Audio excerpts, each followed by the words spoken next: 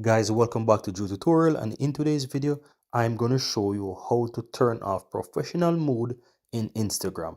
Now, the first thing you want to do once you're inside Instagram, guys, click on your profile on the lower right hand side. Then once you do that, you'll be able to see the professional dashboard there just underneath your description, right, or your bio. Now you want to tap on that professional dashboard there. You want to click on the settings on the uppermost right hand side, that gear.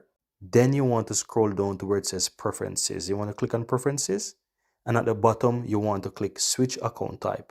And this will show you two types. It will show you the business type, and it will also show you the personal type. So to turn off the professional mode, you want to click on the personal. That will take you back to the original default Instagram account for personal.